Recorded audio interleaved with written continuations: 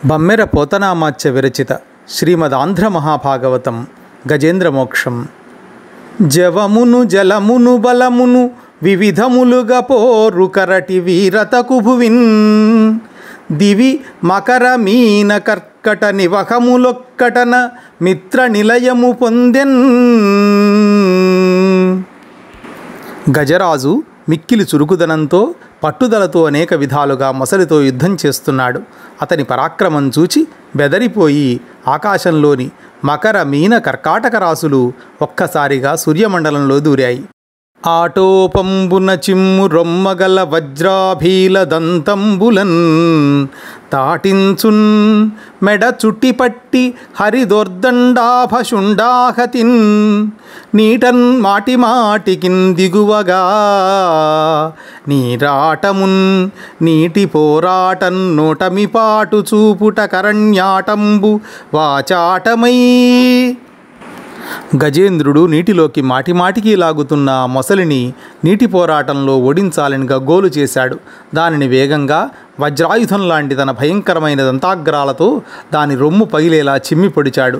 ఇంద్రుని భుజం లాంటి తన తొండంతో దాని మెడను చుట్టి విసిరికొట్టాడు.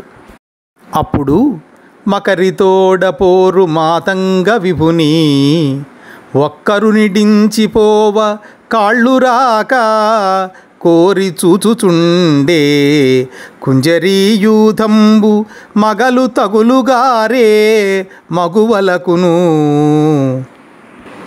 ఆ సమయంలో మొసలితో పోరాడుతున్న గజరాజును ఒంటరిగా విడిచిపెట్టి వెళ్ళడానికి కాళ్లాడక ఆడ ఏనుగులు ఊరకనే చూస్తూ ఉండిపోయాయి.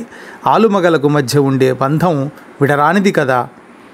అంతా జీవనంబు తనకు జీవనంబైయుంట అలవు జలమునంత కంతకెక్కి మకరమొప్పే డస్య మత్తేభమల్లంబు బహుళపక్షసీత భానుపగిది. మొసలికి బ్రతుకు తెరువు నీళ్లే కదా, అందుకని దానికి క్రమంగా బలము పట్టుదల పెరిగాయి. గజరాజు కృష్ణపక్ష చంద్రుని వలె తగ్గిపోసాగాడు. ఉరుకున్ కుంభయుగంబుపై హరిక్రియన్ హుమ్మంచు పాదంబులన్ నెరయన్ కంఠము వెన్నుదన్ను యగయున్ హేలాగతిన్ వాలముంచరచున్ ఉగుగదాకు ముంచు మునుగున్ శల్యంబులుం దంతముల్ విరుగన్ రేచుచు పొంచి పొంచి కదియున్ వేదండ యూధోత్తమున్. మొసలి సింహంలా హుంకరించి ఒక్క ఉదుటున గజేంద్రుని కుంభస్థలంపైకి ఉరుకుతుంది. పాదాల మధ్య దూరి గిరగిరా తిరుగుతుంది. మెడని వీపుని తన్నుతుంది. సులువుగా ఎగిరి తోక కొరుకుతుంది. నలిగిపోయేలా ఢీ కొడుతుంది. నీళ్లల్లో ముంచుతుంది. తాను మునుగుతుంది. దాగి దాగి మీద పడుతుంది. ఎముకలు దంతాలు విరిగేలా కొడుతుంది. పొడగానం బడకుండడాగు వెలికింపోవంగ తానడ్డమై పొడచూపున్ చరణంబులం పెనగొనున్ పోరాక రారాక బెగ్గడిలం కులగదాచు లేచు తరినుద్ఘాటించు లంఘించు బల్విడి చీరున్ తలగున్ మలంగు ఒడియన్ వేధించు క్రోధించుచున్. మొసలి కనపడకుండా నీళ్లలో దాగి ఉంటుంది. ఏనుగు గట్టుపైకి పోతుంటే అడ్డంగా వస్తుంది. కనపడి కాళ్లకు చుట్టుకుపోతుంది. అటూ ఇటూ కదలకుండా చేసి భయంతో కూలిపోయేలా తోకతో కొడుతుంది. లేచినప్పుడు ఒళ్ళు జాడించి పైపైకి గెంతుతుంది. చటుక్కున తప్పుకుంటుంది. గోళ్లతో గీరుతుంది. ఒడిసి పట్టి వేధించి కోపం చూపెడుతుంది. ఇట్లు విస్మిత నక్రచక్రంబై నిర్వక్ర విక్రమంబున అల్పహృదయ జ్ఞాన దీపంబునతిక్రమించు మహామాయాంధకారంబునుంబోలే అంతకంతకు నుత్సాహ కలహ సన్నాహ బహువిధ జలావగాహంబైన గ్రాహంబు మహాసాహసంబున. పాదద్వంద్వము నేలమోపి పవనున్ బంధించి పంచేంద్రియోన్మాదంబుం పరిమార్చి బుద్ధిలతకున్ మారాకు హత్తించి నిష్కేద బ్రహ్మ పదావలంబనరతిం క్రీడించు యోగీంద్రు మర్యాదన్ నక్రము విక్రమించే కరిపాదాక్రాంత నిర్వక్రమై. మహాయోగి వాయువులు బంధించి తన పంచేంద్రియాల ఆడంబరాన్ని అణగార్చి బుద్ధి అనే తీగకు మారాకు పట్టించి పట్టుదలగా దుఃఖరాహిత్య ఆనందమయ పరబ్రహ్మ పదాన్ని అందుకొని ఆనందిస్తాడు. అలానే మొసలి తన 2 కాళ్ళు నేల మీద గట్టిగా ఆనించి ఊపిరి బిగబట్టి పట్టిన ఏనుగు కాళ్లను వదలకుండా జయింపరానిదై విజృంభించింది. వనగజంబునెగచు వనచారి బొడగని వనగజంబగాన వజ్రిగజము వెలనై సురేంద్రువేచి సుధాంధులు పట్టనీక బయలు ప్రాకే. జలచరమైన ఆ మకరం వనచరమైన ఏనుగును నీళ్లలోకి లాగడాన్ని చూచిన జలం నుండి పుట్టిన ఇంద్రుని ఏనుగు ఐరావతం తెల్లబోయింది. దేవేంద్రుని పడవేసి దేవతలు పట్టుకోవడానికి వచ్చినా చిక్కకుండా అటూ ఇటూ ఆకాశంలో పరిగెత్తసాగింది. ఊహకలంగి జీవనపుటోలమునంబడి పోరుచున్ మహామోహలతా నిబద్ధ పదమున్ విడిపించుకొనంగలేక సందేహము బొందు దేహిక్రియా దీనదశన్ గజముండే భీషణగ్రాహ దురంతదంత పరిఘట్టిత పాదకురాగ్రశల్యమై. బ్రతుకు తెరువులో పడిపోయి మోహం అనే తీగచే కట్టబడిన పాదాలను విడిపించుకోవడం చేతకాక సందేహానికి గురి అయిన జీవుడి వలె గజేంద్రుడు భయంకరమైన ఆ మొసలి కోరలకు చిక్కి శల్యావశిష్టమైన కాలిగిట్టలు కలవాడై దీనంగా అలమటిస్తున్నాడు.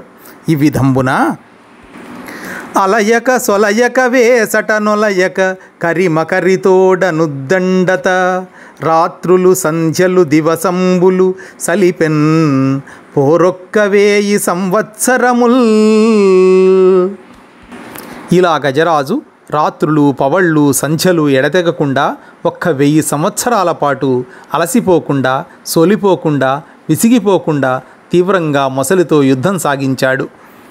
పృథుశక్తిన్ గజమా జలగ్రహముతో పెక్కేండ్లు పోరాడి సంశిథిలంబై తనలావు వైరిబలముం చింతించి మిథ్యా మనోరథమింకేటికి దీని గెల్వ సరిపోరం జాలరాదంచు సవ్యధమై ఇట్లను పూర్వపుణ్యఫల దివ్యజ్ఞాన సంపత్తితోన్.